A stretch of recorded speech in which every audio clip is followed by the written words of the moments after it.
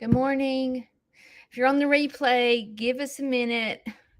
It is about 6 minutes till 7, and I got on here a little early to chat with the people that are already on here. So if you're on the replay, just bear with us just a minute until 7 o'clock, and then we'll start. How are y'all? Good morning. Kelly Hoover, why haven't you come to Sneeze Farmhouse if you're in Huntsville? You need a spanking.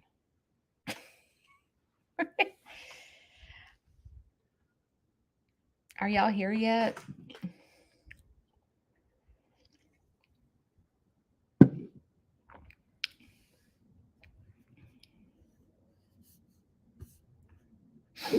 Y'all so sweet to each other. I say this every time. I just love how we're building a team, and it's not all about me. It's about y'all helping each other. And that's my goal. Is it not to be all about Judy? I want it to be about us. You know what I mean? So like it thrills my soul to see y'all chit-chatting and giving each other advice and oh, I'm sorry, Kelly. Okay, I'll take back what I said.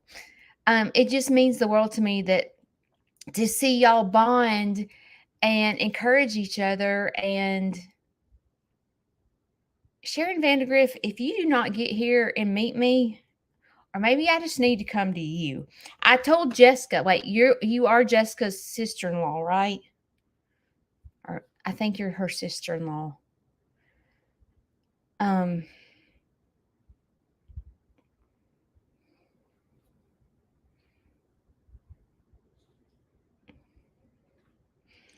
I'm putting my watch on. I did yeah,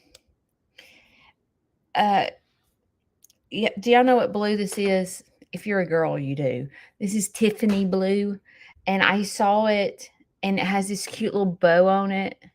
So I decided that I need several watch bands. So I purchased this just to be bougie. I'm not sure if I'm bougie or not, but it was cute, and it's Tiffany blue. It's probably the closest thing to Tiffany that I'll ever have in my life. So I think it's an off brand. It's not really Tiffany. It's an off brand of Tiffany, but I just thought it was cute. And I don't think I'll ever. I did own Tiffany jewelry one time, and it was for my ex husband. So you know what I did with it, and I really, it's part of me. Okay, I am glad that I did it. But my brother, my oldest brother, was going through an adoption. Like he was adopting, I don't remember if it's his daughter or son from China, and they were doing a fundraiser because you know how much it costs to adopt a kid? Like 50 grand. Okay. So my brother was doing this fundraiser to raise money for the adoption. And so I donated my Tiffany jewelry as a raffle, like people could bid on the Tiffany jewelry to help my brother with his adoption. So I'll never own Tiffany again, probably. This is as close as I'll get to Tiffany because Shane is not a jewelry purchaser. He said jewelry is not practical, and he is not a man that doesn't buy practical things. Whatever that means. Okay, so I do not match at all. You see, I have on my donkey shirt and this purple shirt that does not match, and I just don't care today. Do you ever have those mornings where you put something on and you're like, this totally does not match, but I just do not care today. It's cute to me right now, and if I go in public and they're like, Aunt Judy does not match today. They're right. It's okay. I just don't feel like matching today. I need this shirt is 100 sizes too big. I ordered it from Temu, and it's 100 sizes too big. I can't remember what size. I don't think it has a size in it. But I'm always like when I order from places like that, you know, they're always way too small. And so I was scared to order my size because I was thinking it was going to be skin tight. So I ordered like 2 sizes up, and now it's like a sleep shirt. So I have to wear something under it or I'm showing my chestnuts. And I don't want to do that. Okay, we have 1 minute. Oh, Dale's coming Saturday. I'm pretty sure Shane will be here.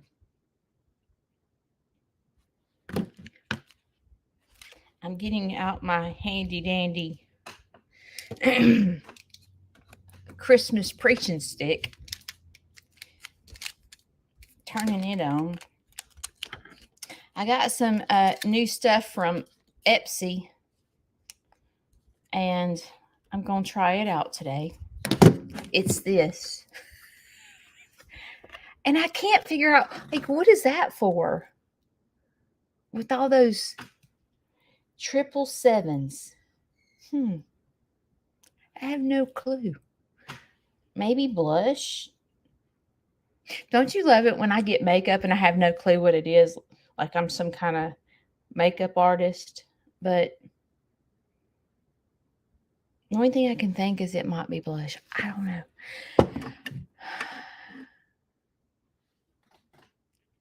Is highlighter? Okay. All right. It is 7 o'clock.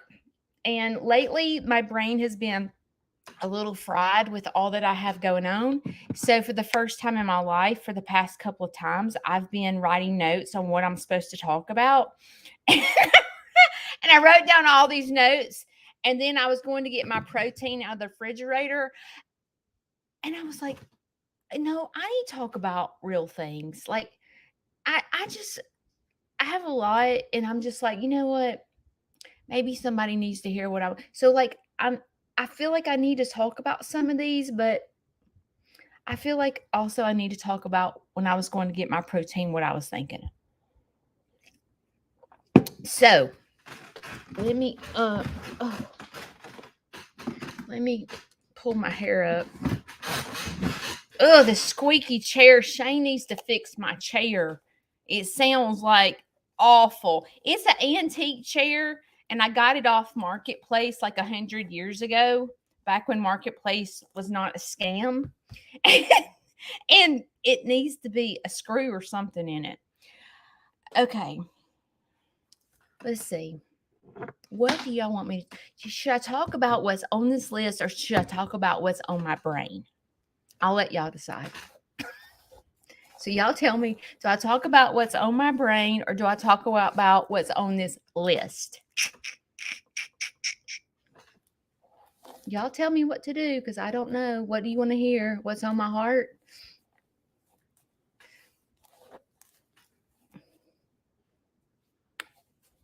Both. My brain. You know, it's scary if we talk about what's on my brain. We will be going to church for sure. I'm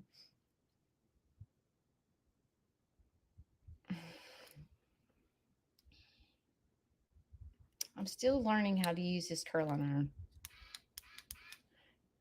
I feel like it's a toy. It's so cool. Okay, y'all want to hear what's on my mind? Okay. And I'm going to talk about the farm too, Lynn. Just know that. Okay. Let me talk about the farm first. Cinco's leaving this week, and I'm having terrible anxiety.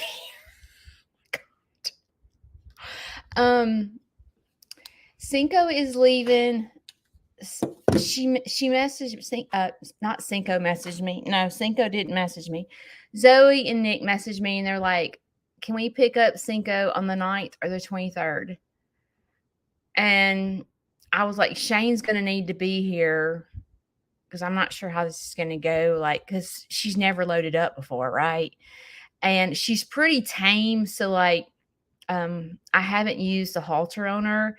But she literally follows me around like a puppy. I mean, I really think that I can probably get her loaded up. is so difficult, y'all. But the thing is with babies is, I mean, uh, you can't keep them all, right? You can't. And if I can, like, Zoe's going to spoil Cinco rotten, and I know she will. Will she be out there as much as Cinco's used to? Probably not, because I'm out there 24/7. Uh, and I didn't even know that they didn't live on the property. And where have I been? So I know Cinco will be rotten, and especially with those kids, because Cinco's already so tame, it ain't even funny. So it ain't like they've got to look how pretty this curls. I love this. Um, but it's just, I get attached. Just like when the piglets left. Oh my gosh, I get so attached. But I know that Cinco will be fine. When I first got Dexter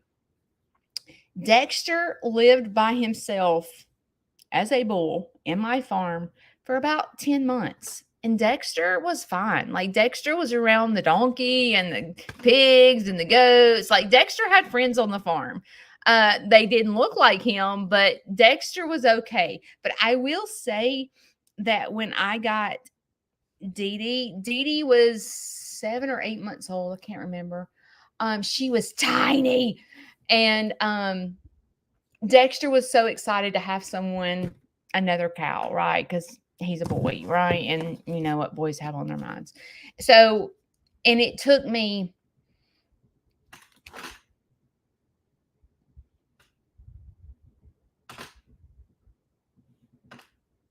is that a woodpecker?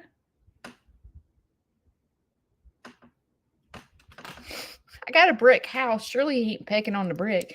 Anyway, Dexter was so excited when Dee Dee came to the farm. I did talk to Nick and Zoe, and they are looking to get Cinco a friend. So Cinco will be fine. And Cinco's used to being around donkeys and other animals. So, if she's in there with the goats or the donkey, like, she'll be fine. But I'm just going to miss her terribly. But I'm so glad that she's going to Nick and Zoe, because I will be able to follow her story. You know what I mean? And watch her grow up and be a mom. And like, it's just so sweet. Cinco definitely knows her name. Like, I can call her and she comes to me. So I think that I have done a really good job. I'm patting myself on the back of training Cinco to be at another farm and be hands-on. Okay. So Cinco is leaving Saturday. So I told Nick and Zoe, I said, why don't y'all come to my Christmas event that I'm having Saturday? And then afterwards, you can get her, Shane will be here to get her. So they're getting her Saturday. So if you're coming to my event, which none of you have told me that you are, but if you are, Nick and Zoe will be here. Now, they may not like me saying that, but I already said it, so too late. Okay. I have to tell you the cat story before I tell you what's on my brain. Okay. If you don't know, I've never owned a cat a day in my life. And if you've read my children's book, you've read that my son brought this cat home, and the cat was sneaking and lurking where my baby chicks hatch. And I was like, are you serious, Diane? I will literally fall out on the floor if you come here.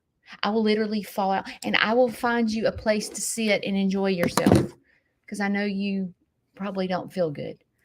So, Diane, I will cater to you. I will go get your plate. I will do whatever I can. I am dying to meet you. Of course, I'm dying to meet all y'all. I'm not going to lie. Okay, the cat. So if you read my children's book, you know that my son brought home a cat from college, and when he got the cat, I told him that cat was never allowed here, and he didn't need to get the cat because he was in college, and when he gets finished with college, he couldn't bring the cat here, and then he was going to have a hard time parting with the cat. And I went through this whole deal, and to make a long story short, my son brought the cat to me. As a matter of fact, I kept her name was Tana. I kept Tana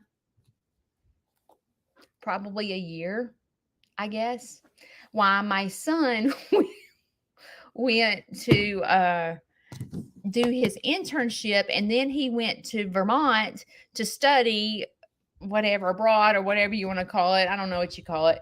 Anyway, and Tana lived with me. So like everything, no wonder my kids don't listen to a daggum word I say, because nothing I say I mean. So I don't know if you're that parent, but anyway, so Tana lived with me. Well, then when my son moved out, Tana moved out, and then I was catless. And Tana was the first cat that I've really ever been around in my life. Okay. And I kind of got attached to Tana, to believe it or not. But Shane is allergic to cats, and so it was causing a little bit of issues with the cats living in our house. Okay, so Tana moves out, and then the next thing you know, this cat shows up. This cat shows up at my farm. And so, let's see. It's so hard to look in the mirror because I think it's this side and it's this side. Okay, so anyway, this cat shows up in my garage, and it had been in my garage for a little while, and I was like, whose cat is this? And I knew it was somebody's cat because it was tame, but like it had been here for like a month. And I was like, okay, this is my cat. I was like, this is my cat. But the cat had not been fixed. And so I made a post on my Facebook page. Wait, this way. I made a post on my Facebook page. I guess I have a new cat. And then my neighbor was like, Joker, that's my cat. And I was like, oh, I'm sorry. I was like, it's been here for like a month. And she was like, and I told her I was attached to it. And she was like, if you want the cat, you can have it. She seems happier at your house. And I was like, great. So I took the cat to the vet and I began to own a cat. So when people come here and I read my children's book, they're like, Judy, I don't understand. There's a cat walking around. Anyway, next thing you know, here comes this black cat. Like, whose cat is this? It's like all the neighborhood animals are coming to Sneed's farmhouse. And so come to find out, it was the same neighbor's cat. And his name is Cecil. And I started getting attached to Cecil. And Cecil is the son of Coco, which is the other cat. So they're related. And he was just coming over here to be with his mama, you know? And so my neighbors ended up moving. And I was like, if they take these cats, I'm going to die. Like, I'm attached to them. So I sent her a message and I said, can I have your cats? And she said, well, they've been over here for a while, so I guess you can have them. And I was like, oh, thank you so much.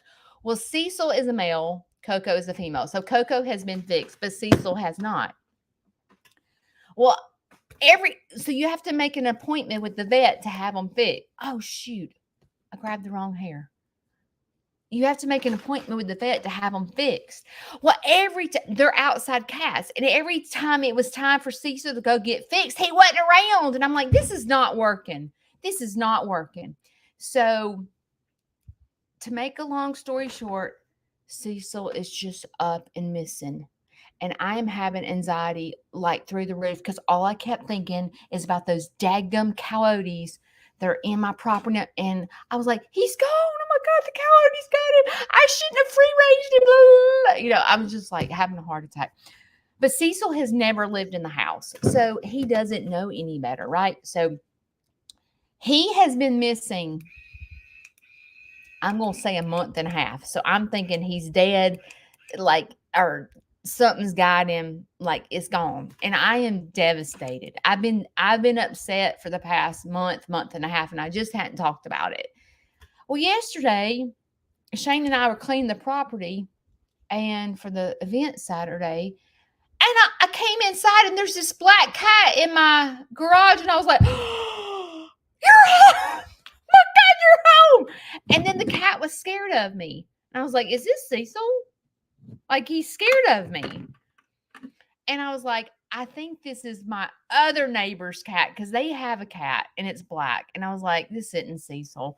So I went out there and told Shane, I was like, I was so excited. I thought it was Cecil and it's not Cecil. It's the neighbor's cat. But now we've got another cat that's in our garage. And well, Shane and I came inside. Shane and I came inside and he was like, Judy, that is Cecil. I said, no, it's not. Cecil's not coming up to me. He says, because he's been gone for a month and a half and he's scared. That is Cecil. So I got to looking. I was like, is that Cecil? And come to find out, y'all, Cecil has come home. And so I have got his butt locked in the garage because he is going to the vet to get today because that's why he's roaming, because he's going to look for a woman. These stupid boys, I swear. So I have him locked in the garage and I am taking him to the vet. And I'm like, I realize y'all can't fix him today because he's probably ate or drank. But I need you to keep him because he is a roamer and I need him snip so he doesn't roam. So he's in my garage right now. And I'm so excited that Cecil is home. Cecil is this beautiful long-haired black cat. And like I said, it's not Cinco. Cinco is my heifer. It is a beautiful cat. So now I've got both cats back. But I'm hoping that when Cecil gets that he's going to stay home. I've never owned a cat, so I don't know how this works, but I'm told that the reason he's roaming is because he's going to look for love. And so if I snip him, he'll stay home. But I have taught the cats, because they do free range every day because that's how my neighbor did them. They were outside cats.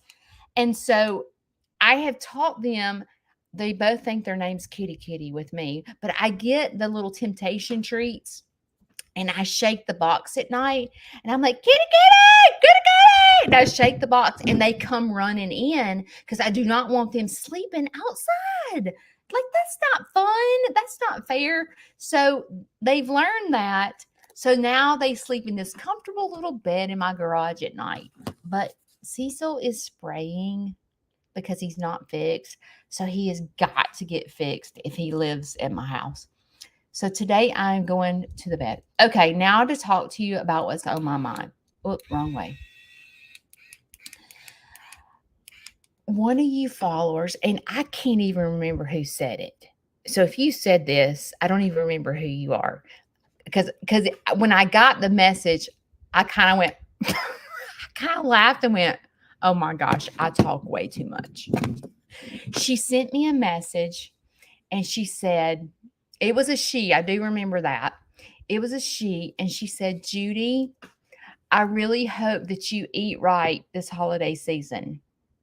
I freaking laughed my head off when I got that message. It's like, what? You hope I eat right this holiday season. And then I realized she was saying that because she cares about me. Oh, wrong way. She cares about me. She listens to her Aunt Judy because multiple times I have talked to y'all about struggling with an eating disorder. And what happens is with my eating disorder, if I don't eat right, it jacks with my brain. It's protein, I promise. I just have it in a Coke bottle.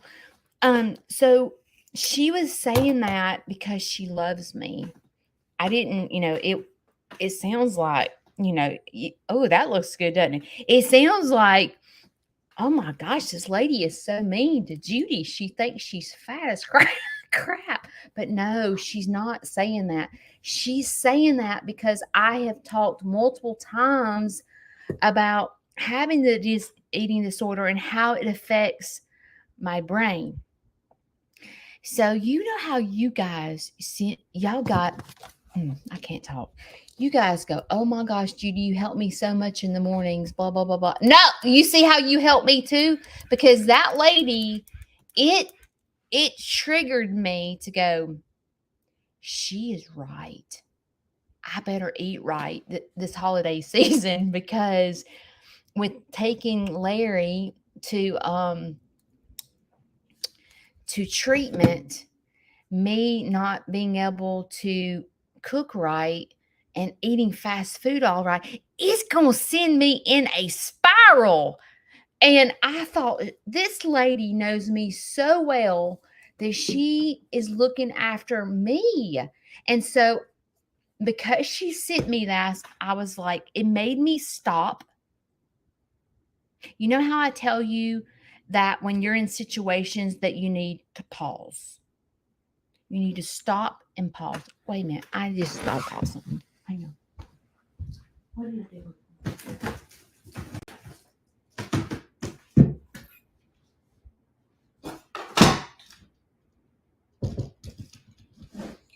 Here they are.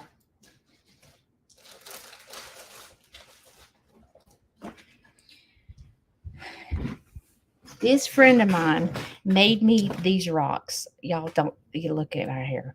They're rocks, and it says, easy does it, sacred pause. And she made these rocks.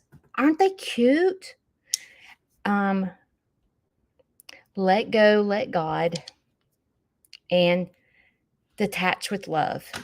When I was going through Al-Anon to try to learn how to deal with addiction of loved ones, these are like sayings that we hold on to. So when I'm struggling with my loved one being in addiction and I can't control it, I hold these rocks close to me, just like this. And I read them. Easy does it, Judy. Judy, easy does it. It's going to be okay. Let go, let God. What does that mean? What does it mean to let go, let God? And I concentrate on it. Sacred pause, I hold on to dearly, okay? I have learned that when I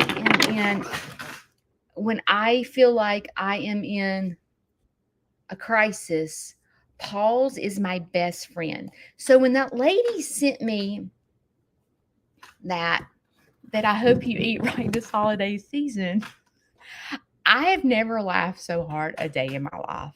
I was like, of all the things people could say to me, I hope you eat right. Just like, I was in the floor laughing. But I realized, I paused and was like, what is she trying to tell me? She's trying to tell me exactly what I tell y'all, that I get in left field when I don't eat right. So I decided that I needed to take my follower up on what, see, I can't figure out, on what she's trying to tell me. So Monday, I said, you know what? I'm fixing to download the Weight Watchers app, because Weight Watchers to me helps me because I can eat whatever I want. And it helps me keep track because I weigh myself once a week. I keep up with everything that goes in my mouth. It helps me make good decisions because I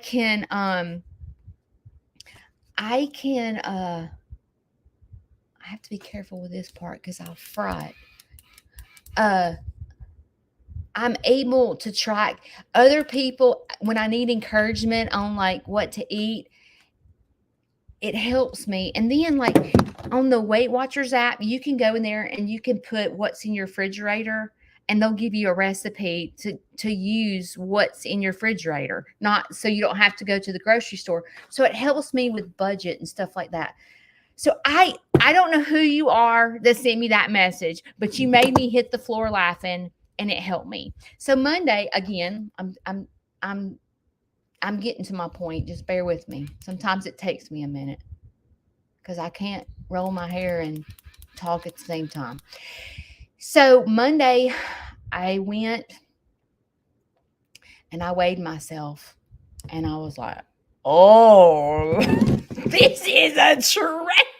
This is a train wreck. I have gained so much weight. It is unbelievable. And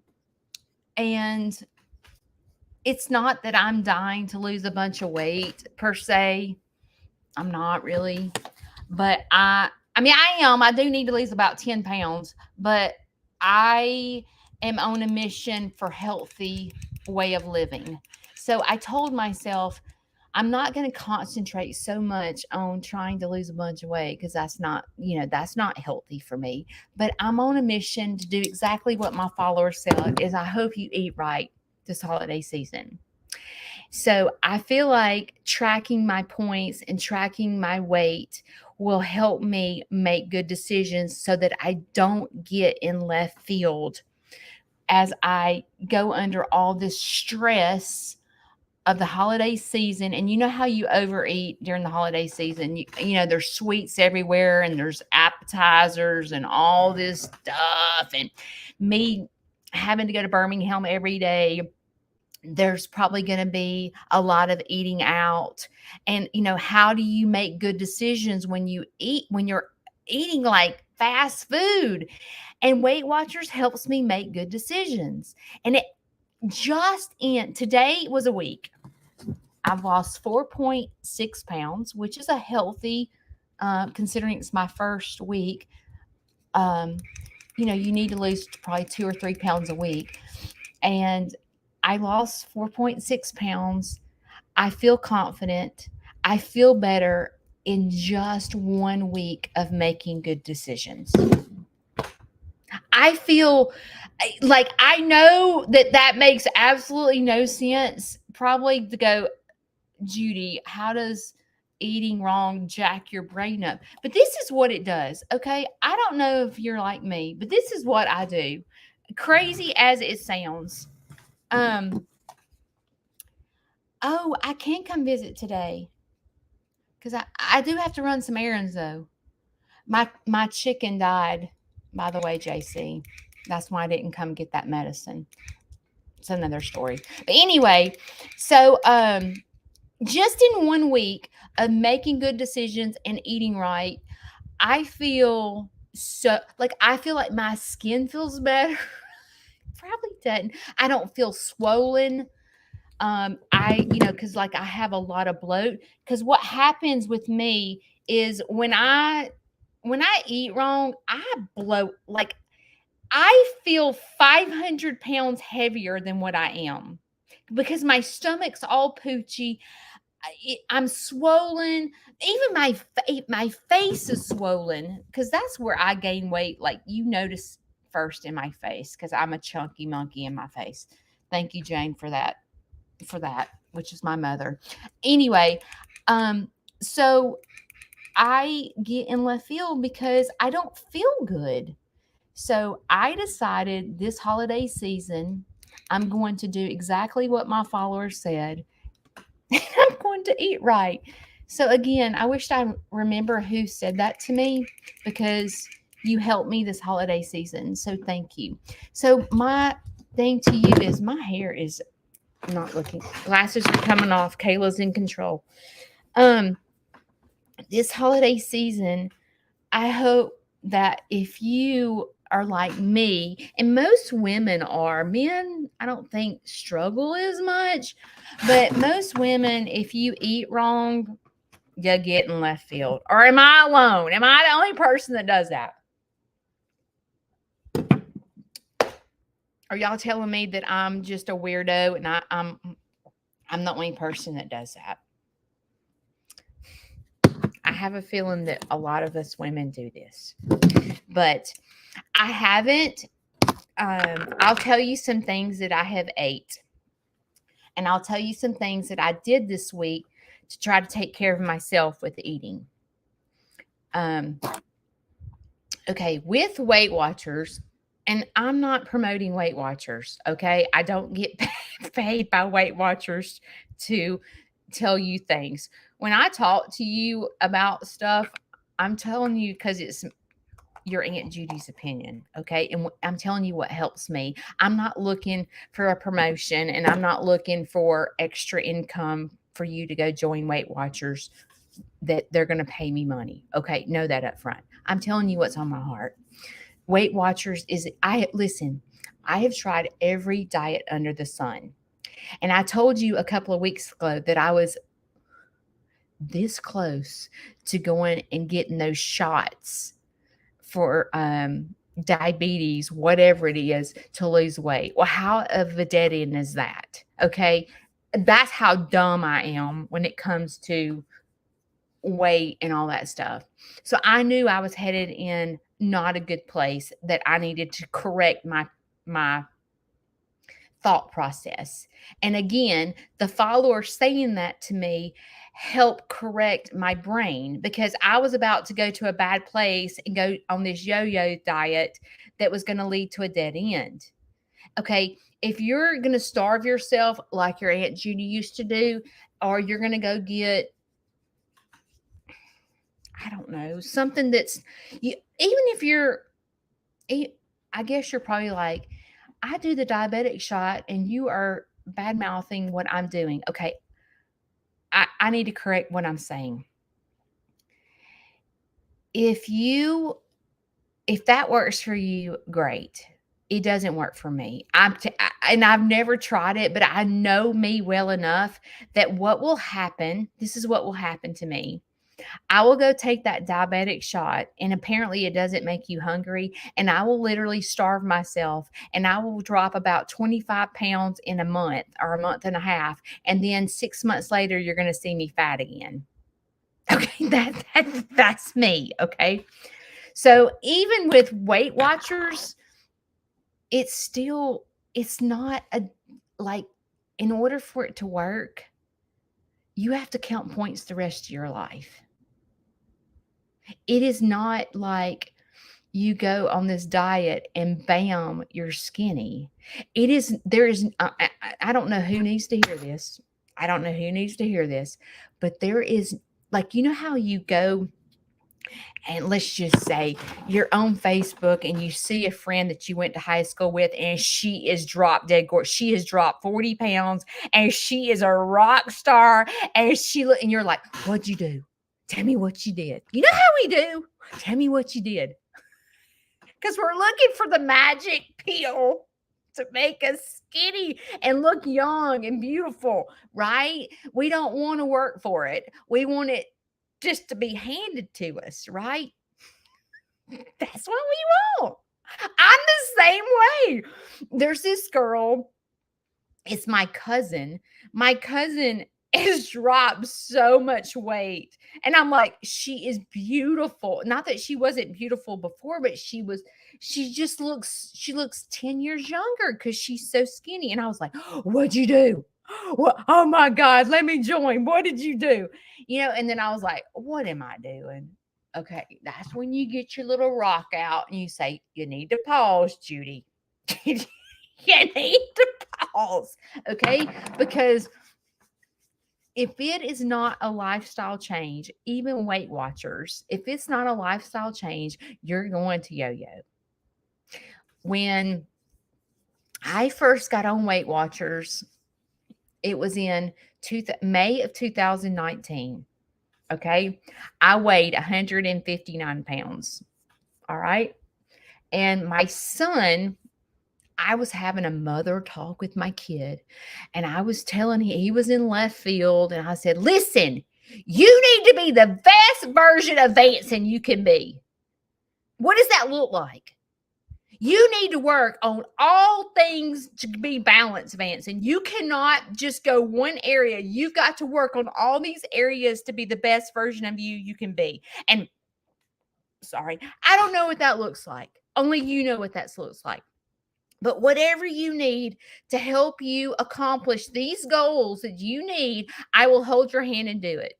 So then, like the next day, he goes, Mother, I need to lose weight. And I was like, me too. And he was like, will you do Weight Watchers with me? I had never done Weight Watchers. And he was like, will you? And I'm like, yes, I'll do it. Okay. And I was really doing Weight Watchers to be a team player for him, because he was overweight and I wanted to help him. And, as a parent, we will do whatever it takes for our children at any age. Like, if they need us, we're doing it. You know what I mean? Like, we're not cheating. If your kid comes up to you and says, "Mother, I am depressed because I am overweight. Will you help me?" Us moms and dads, we putting on our satchel and we are going to battle, and we ain't cheating on our diet because we are helping our kids, right? That's what we do. And so that's exactly what I did. And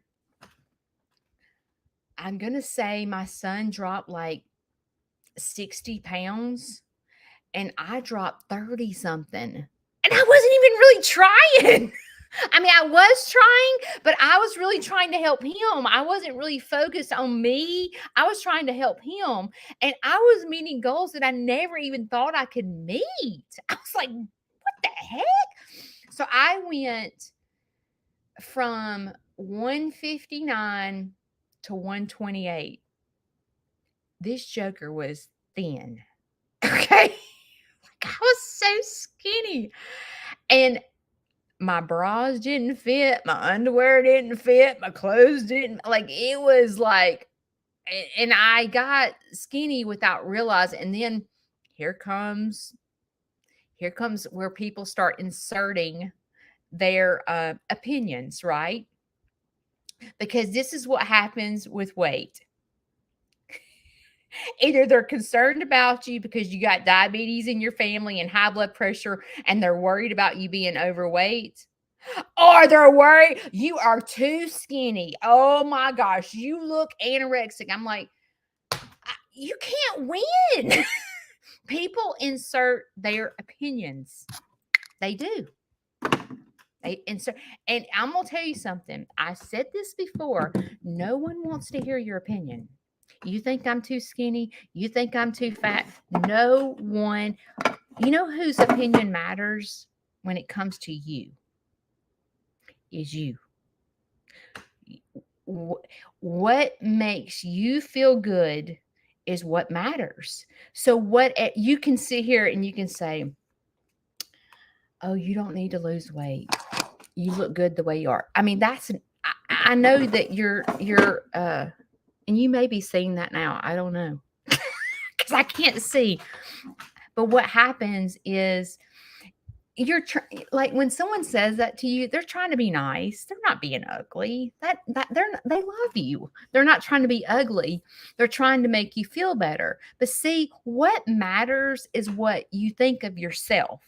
And if you have zero self-confidence in yourself and you're in left field because you're overeating, or you've always wanted to be skinny and you can't figure out how to do it, or you've always wanted to feel confident in yourself, or you've always, whatever. Listen, you listen to your Aunt Judy. I don't care how old you are. It doesn't matter. You can do anything that you set your mind to. You think you can't lose weight? You think, "Oh, I've been big my whole life. I'm big bone. My mama was big. My daddy was big." That's BS. Okay? You can do and accomplish anything that you want to do. And I'm going to tell you this because this happened to me. But as I started fixing myself mentally, physically, emotionally, and spiritually, my friends started getting frustrated at me. They sure did. My friends. Wait, isn't balloons supposed to pop up? Hang on. It ain't working. Balloons usually come down. I don't know why they're not coming down. But I started frustrating people that were around me because I had so much discipline. It was unbelievable. And I was driving people around me, like friends of mine, crazy because they couldn't figure out how I had the discipline I had. And I'm gonna tell you something. When I make up my mind, it's done. It's on like Donkey Kong. Is that what you say? I can do anything I set my mind to, and so can you. Now, sometimes we need help getting there, but really we don't need help. We just need to make up your mind. There is no difference in, you know how I talk about addiction a lot because it's in my family. But you know how you say someone that's addicted to drugs, that like they have to hit rock bottom, right? They have to hit rock. You have to hate being fat so much that you're ready to change your life. That's the bottom line. You have to literally hate it so much that you're willing to change your whole entire life to get healthy. So when you start pointing to the finger at someone else that says, oh, they're terrible, they're drug addicts, they're not, I'm not on their level because I'm not a drug addict, or, I don't know, comparing yourself to others. No, we're all in this together. We're all an addict in some way. We are all addicted to something, and something is your crutch. And when you are stressed out, you go to something, whether it's a cigarette, whether it's a drug, whether it is food, whether it is whatever it is, there's something that you go to for comfort, and it is toxic. It is so toxic because it is your drug. Like, just like, for example, I'm gonna use me for example. When I go in rock and roll sushi, I swear I'm so excited that I am like wanting to get in there and dance. This sushi is so good. Have you ever ate your grandmother's pecan pie and you just start dancing because it's so good? Y'all know what I'm talking about. You go into to like, like somebody's good cooking, and as soon as you start eating it, it's so dadgum good, you start wanting to do the jig. It's so good. You're like, oh my God, this is the best thing I've ever tasted in my life. And then what happens is, you sugar addicts, okay? I'm a sugar addict. I will eat a cupcake over steak dinner. If you set 4 or 5 cupcakes on my plate, or stuck a baked potato, steak, and salad, I'm eating the 4 cupcakes. Okay, I'm fixing to try this. I have no idea what I'm doing, but I'm fixing to try it. I'm eating the 4 cupcakes. And then what happens is, that's my drug, because what will happen is, as soon as I eat the 4 cupcakes and I start doing, these taste so good. Oh my God, this cream cheese is driving me wild. Okay, once I start, then I get on a sugar high, and then I am dancing on the daggum countertops because I've got this sugar high and it feels good. You know what I'm saying? Just like, it's my drug. Let's see, how am I supposed to do this? I think this goes, oh Lord, that ain't right. Maybe I just have to blend it in. So, whatever it is, it's like, okay, smoking cigarettes. Okay. All right. I might be wrong if you smoke cigarettes, but you tell me if I'm wrong. But if you got a drink in your hand, you got to have a cigarette. Like, if you smoke, okay? If you're going to dance with your girlfriends and you have a cocktail in your hand, there has to be a cigarette too, okay? Like, it just goes hand in hand, right? Like this is what I've heard. I'm not a smoker, but like, it just don't feel right if you don't have a cigarette in your hand. It just feels good. Like when if you got your cigarette in your hand and you're talking to Sal, like if you and your girlfriend are talking and you're getting deep into your conversation, girl, you got to smoke the cigarettes. I'm gonna pick on Shane a minute. Shane loves to cuss, okay? Bless his heart. And If you could hear him talking to me in a conversation versus getting on the phone with his father, okay? His conversation with his dad is a train wreck. It's like he gets on the phone. I'm gonna say some bad words, so y'all don't be judging me, okay? But it's like, that damn shit over there that pissed me off. I'm trying to think how he talks. He says his mouth is a train wreck when he gets around his like other boyfriends, like welders. They're trash talk. Okay, same with his dad. When he gets on a conversation and he's talking to a friend, and I'm like, you have literally said 14 cuss words in one sentence. Like the sentence don't even make sense because there's so much cussing in it. It's the same thing with him. Like he becomes a different person. It's like when you get around, it's like, I'm going back to smokers, but like you're like you're going somewhere with your friend and you're like, or a new person, you're like, oh God, I can't smoke in front of them because they're probably not a smoker. And you're trying to be respectful to the person because you're like, oh, they don't smoke. When they pop out their cigarette, when they pop out their cigarette, you're like, good. Thank God they smoke. They smoke. You know what I'm saying? Same thing with eating. Like sometimes I had this friend that used to be, what time is it? It used to be overweight. Like she was huge. She was pushing, like she's short and she was pushing 300 pounds. And I've known her my whole adult life.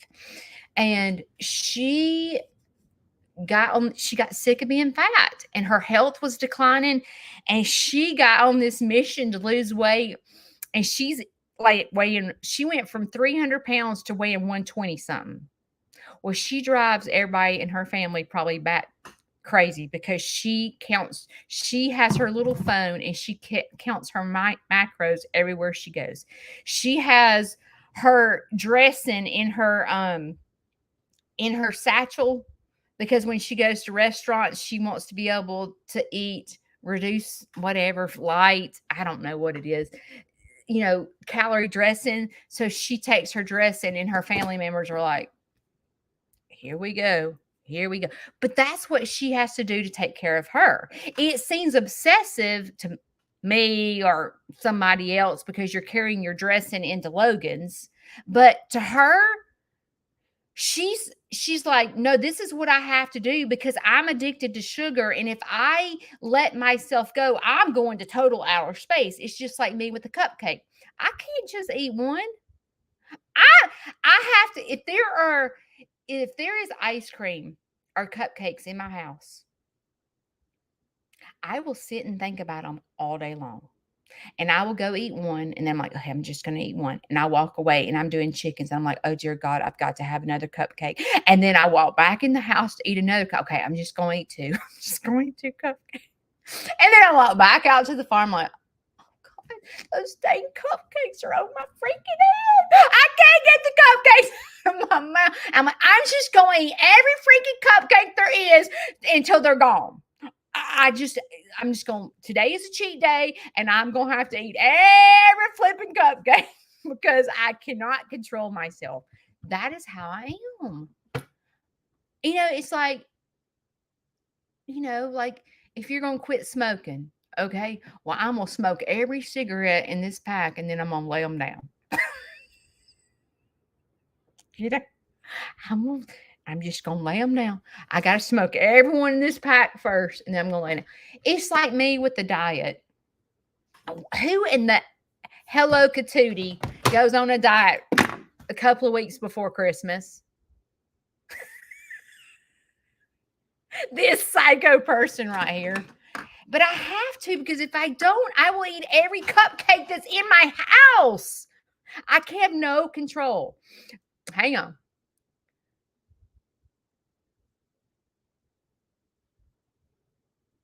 So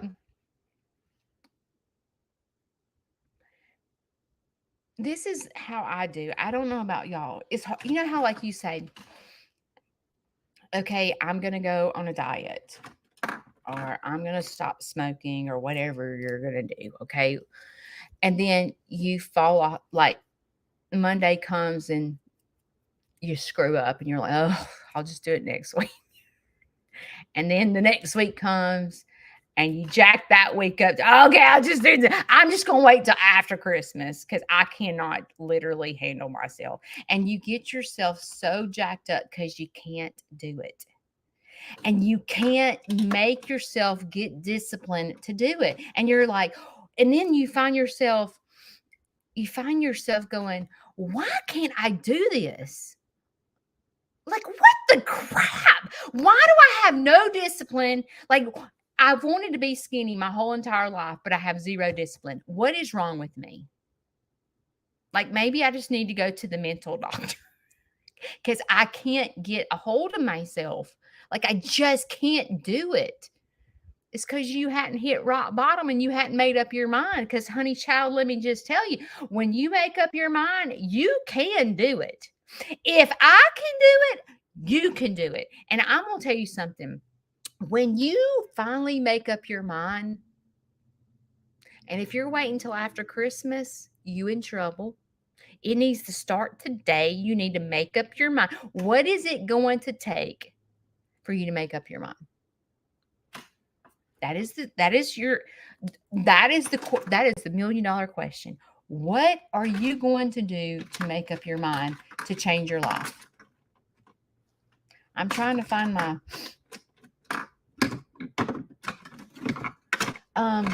because only you know the answer to that. And you know how where am I? You know, I have this little organizer and I'm so not organized. You know how, like, if you're a real estate agent, okay, you probably can understand what I'm fixing to say. You've always wanted to redo your bedroom, or you've always wanted to do flooring, okay? But you never take the time. I'm starting to like this thing, just to let you know. This is Thrive Cosmetics. But you've always wanted to redo your floors. But you just hadn't made up your mind to go do it, like to spend the money to do it, because you find yourself needing to spend money other places. And then the next thing you know, 10 years have gone down the road and you still haven't fixed your flooring, okay? And then you and your husband have decided that you're going to sell your house. And the real estate agent comes to your house and says, well, to get the most money for your house, you're going to need to redo these floors. Go ahead and make the investment to redo your floors because you will get a lot more money out of your house if you redo your floors. So then you're like, okay, I'll go redo my floors. And then you put new flooring down and you're like, why haven't I done this 10 years ago? I mean, I'm selling my house and now I'm loving my floors and I'm not even going to be able to enjoy them because now I got to sell my house. And you know what I'm talking about? And how you don't make the commitment because you don't want to make the commitment to make up your mind to go redo something because you don't want to spend the money, but then you don't get to enjoy your floors because you redo them and then put your house on the market. Why do we do that? I don't really know why we do that. I have learned my lesson with that. Just like getting this granite for Christmas for myself. I'm like, I'm not doing that. I'm fixing to fix some things in my house that I want to do because if I ever have to sell this house, at least I can say, well, I enjoyed that granite for about 10 years and I'm glad that I did it. You know what I'm saying? But we do that. We do that but I say when I talk about diet, first of all, if you're at rock bottom and ready to make a commitment, just know that I'm on the board too right now, and you have someone to lean on to make good decisions. I am on Weight Watchers. I can't remember what I pay. I think I pay $10 or $12 a month to do the little app. If you need help just like I do. I'm all about starting a little Weight Watchers group and us doing our own thing online. So if you're ready to make a commitment and you need help, just know your Aunt Judy's here for you. Okay? We're not perfect. You're going to make mistakes. The thing is with me, as I told you that I got down to 128, that was too skinny. I'm not going to lie. I was, when I go back and look at pictures, I'm like, God, I look like a skeleton. Okay, that was too skinny, I will say, for me. But I gained almost every bit of it back. I weighed 156 when I got on the scales last Monday, and I was mad at myself for stopping counting points. I'm here to tell you right now, I don't care what diet you're on. It is not a diet if you're going to stay healthy the rest of your life. You hear me? Let me get my preaching stick out. If you're on a diet, you're in trouble. You're so in trouble because you're going to gain every bit of it back. I promise you. I've been there, done that, and had the freaking gold medal. It has to be a lifestyle change. It has to be something that you do and change the rest of your life. It's the same with addiction. Okay. And if you have been an addict before, you can, and you're recovered, you can get me. It's a lifestyle change. If you go back to your old ways, hanging out with your old crowd, going to the same streets, and think that you're going to be strong enough to say no, you're in trouble. You're in trouble. It has to look. I got a new preaching stick too. It has to be a lifestyle change. It has to be a commitment that you're going to do the rest of your life, or you're going to hit a dead end.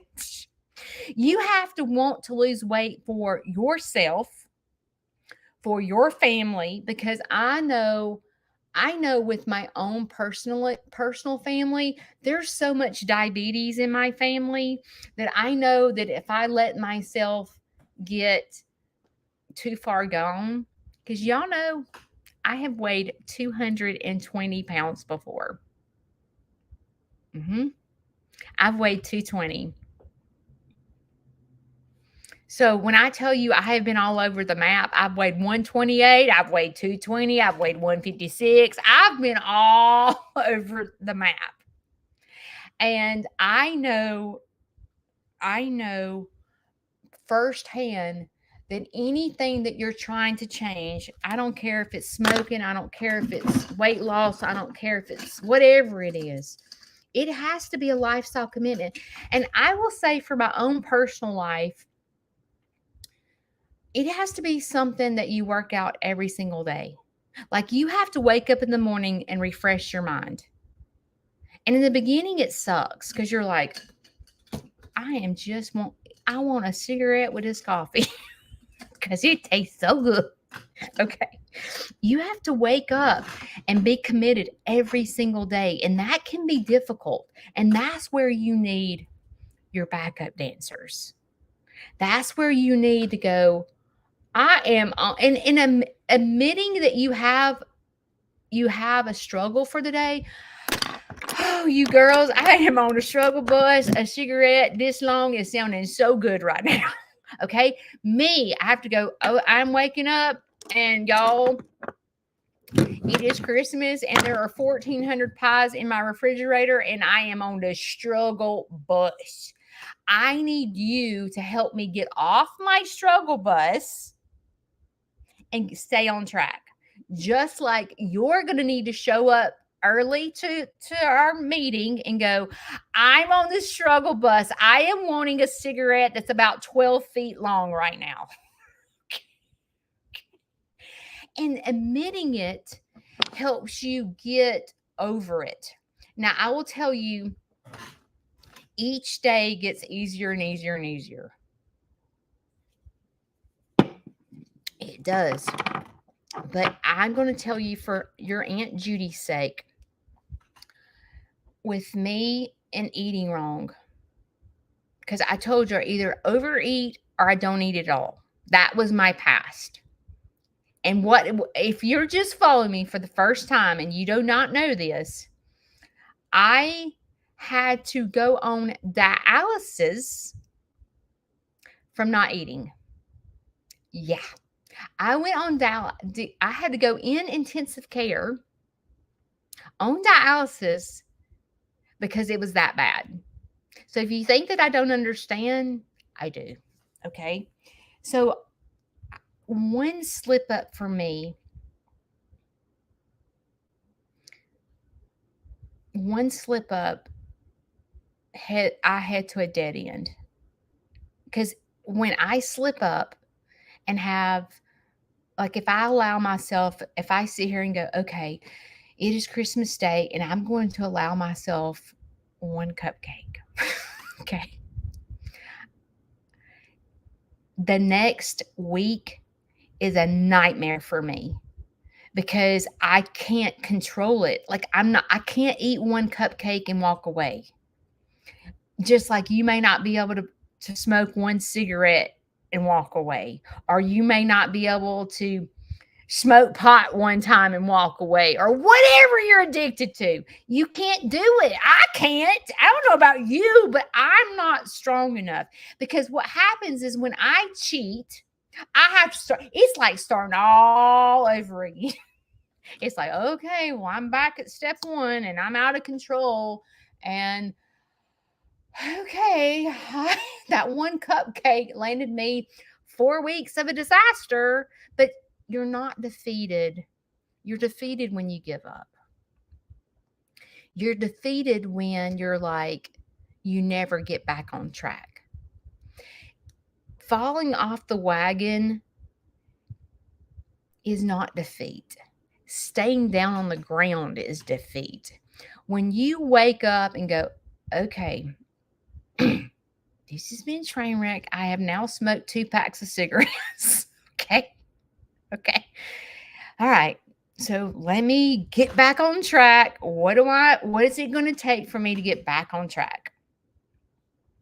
Eventually, when you get in a routine and do the same thing every day at the same time every day, the let go part gets easier and easier and easier. And then you're going to wake up one day and go, I hadn't even thought about a cigarette today. Or I hadn't even thought about, there's cupcakes in my kitchen and I hadn't even thought about it. Because honestly, if I don't eat it, I'm okay. Like, once I get past and go, okay, Judy, there's going to be all these desserts in your kitchen for Christmas. What are you going to do to overcome it? I'll tell you what I'm going to do. This is what helps me. There's dessert all in the house, and I'm having like I can feel my mouth watering, like I want it so bad. You know what I'm talking about? When you're like, no cigarette, no cigarette. It's like the devil and Jesus is right here, and you're going, cigarette, no cigarette, cigarette. And you're like, I'm batshit crazy. I am literally having conversations with myself about a stupid cigarette. You know what I'm talking about? Okay, this is what I can't tell you what to do with cigarettes, but I can tell you what helps me with weight. When everybody starts getting their freaking plate of desserts, and this person over here, like myself, that can't control themselves, because these people can eat a dessert and go home and not think about it. I can't. Okay. I can't do that. I have to think about it nonstop until it's all gone. So what I do during that time to take care of myself is drink hot chocolate with marshmallows. That's what works for me. I know it sounds absurd that would work, but I feel like the melted marshmallows is kind of like, it makes me feel like I'm eating dessert. And the hot chocolate is just, okay, I've learned that, like, when you're craving something, if you'll go brush your teeth, no, that sounds crazy, but if you will go brush your teeth, it kills taste buds and it like changes. Or if you're stressed out and having anxiety, if you will go get in a shower and take a shower and wash your hair, it's like the anxiety goes away. I don't know why. That's for me. Okay. So, like, when I am, my biggest weakness is donuts. Y'all, I can eat 2 dozen hot, Krispy Kreme donuts in one sitting and make myself sick. I can have diabetes overnight from donuts. Okay, well, donuts are gonna be at my event on Saturday. So, I am gonna make sure that I have hot chocolate with marshmallows to get me through it. Hopefully, my mind won't be on donuts, but that's what helps. You have to learn what helps you get through your addiction. It's probably not hot chocolate with marshmallows that get you through it, but you have to find, because we're all different. God made us all different. So you have to find what works for you to get you through not eating wrong or smoking or drugs or whatever it is that you do, whatever it is that you go to that's your toxic trait. In order to change that, you have to replace it with something healthy. Because if you don't replace it, you're going to keep craving it. So I have learned, when Shane's in here eating a pecan pie, and I'm over here, excuse me for shooting the middle finger, must be not. You want to buy it, Judy? No. Just sit over there, fat butt, and eat it.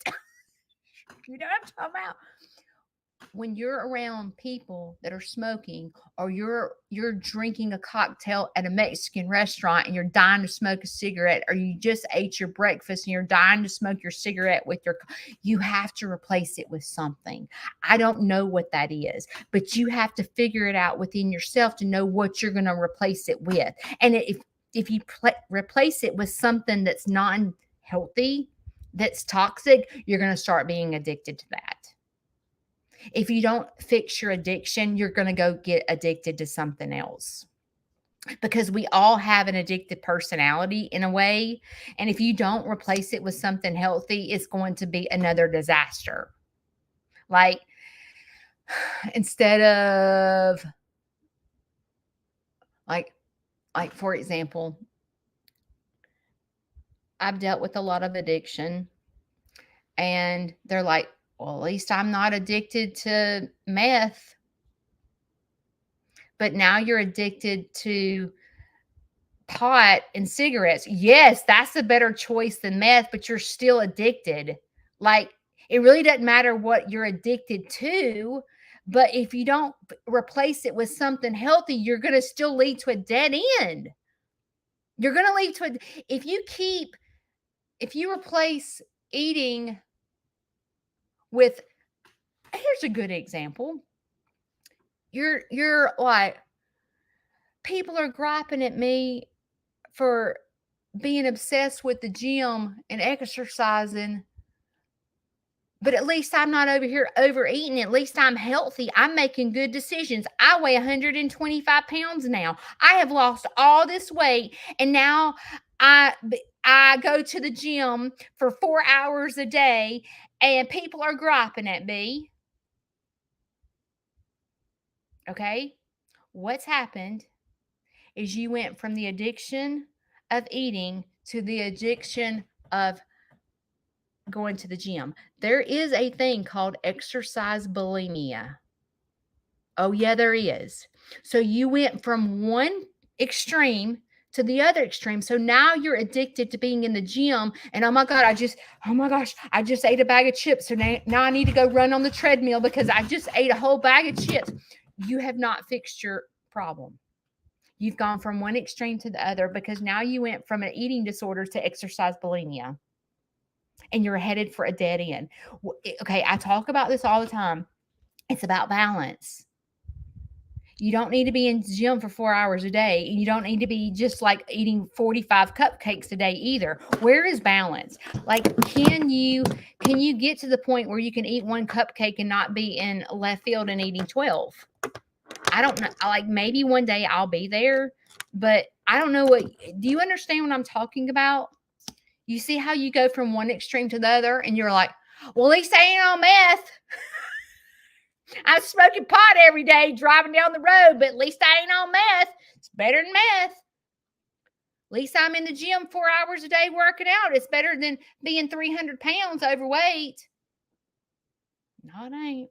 You still jacked. You still jacked up. I used to do that. That's why I know. I know about exercise bulimia. Girl, listen, I've been all over the map when it comes to food. I hope that I'm saying something to you guys that makes sense. Y'all are the one that said speak from my heart. So when I went to go get my protein drink this morning, that's what was on my heart. It's like I feel like I need to talk about what I'm dealing with. But I'm proud of myself. I'm very proud of myself because this whole week I haven't like last night, I ate pizza last night. But this is what I did. I went and got thin crust veggie pizza. I did not feel like Larry and Shane had a supreme pizza that was regular crust. I did not feel like I was doing without or I was being different because I was eating the thin crust. I still felt like I was a part of the crowd. I didn't feel left out. I didn't. And last night, Shane went and got his pecan pie, and I went and got my hot chocolate. And I didn't feel like I was being left out. I didn't feel like I was trying to be different. I didn't, like when you're around at Christmas dinner and you're trying because you don't want eyes on you. Why? Is that all you're eating? You know what I'm saying? People start criticizing you. You don't want to feel left out. So like I have learned with Weight Watchers is I can eat whatever the crap. There is with Weight Watchers, there is a 0 point meal that I love. The 0 point meal is grilled chicken, green beans, and corn on the cob. It's 0 points. So no matter if I go to Milo's and eat hamburger and French fry with Shane, that doesn't mean that I have to starve myself at night because I have a 0 point meal that I can cook. I can plan and go, today I'm going to eat Milo's. I'm going to eat a hamburger and French fry and sweet tea because tonight I'm going to have a 0 point meal. And for breakfast, I can have eggs, which is 0 points, and a piece of bacon, which is 1 point. So I can still eat 3 meals a day and still have Milo's hamburger. So like I've learned how to do that because with Weight Watchers, you never have to go without food just because you cheated on one meal. You can still eat because there's a 0 point meal. And I'll give you an example of what I did this weekend. I think it was Saturday. Saturday, Larry wanted football food. So what does the daughter do? She gets up and gets pizza and wings. And I went and got him some football food because I was trying to make him feel good. And I was like, when I got out, I was shaking all over. And I had ate breakfast, but I was shaking because it was almost 11 o'clock. And I'm trying to eat at the same time every day to get my body used to it. And so I'm almost done because I see what time it is.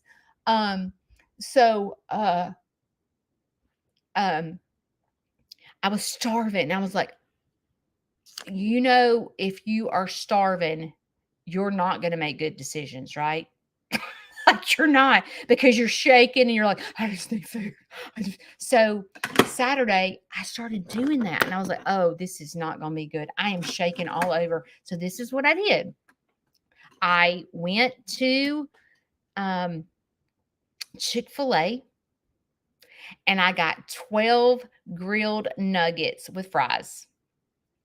So 12 grilled nuggets is 0 points. And I ate 2 fries and I was fine. So I basically didn't even hardly have a point. And I was able to eat before I ate. Now, don't that sound crazy? But I knew that if I go home with all this food, it was going to be a train wreck because I was starving and I wasn't going to make good decisions. So I stopped myself, went to Chick-fil-A, got 0 point nuggets, and I got home and I wasn't hungry. So I was able to eat 1 piece of pizza and I was fine. So like you have to learn how to trick yourself because,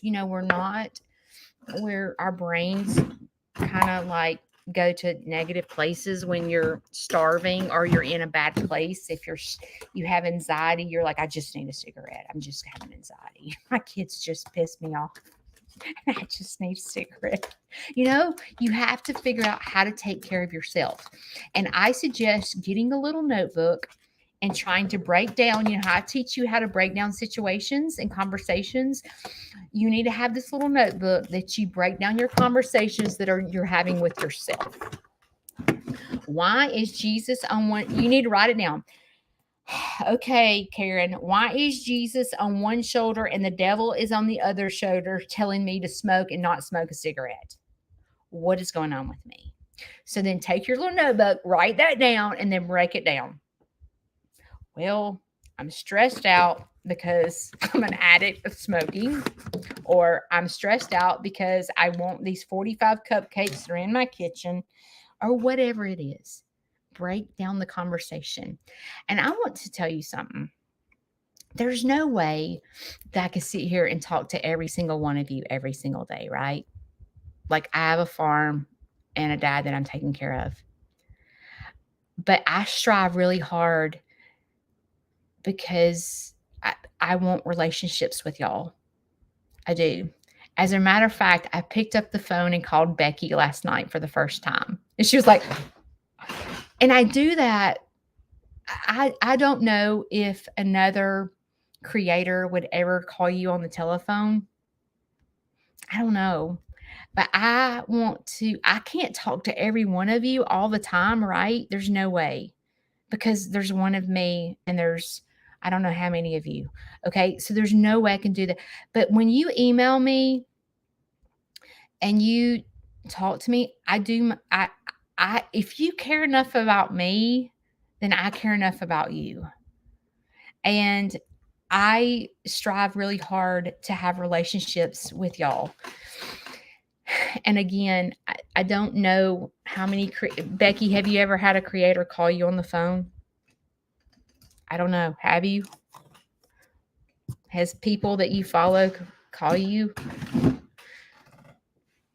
I just want you to know that I don't want to be a creator per se.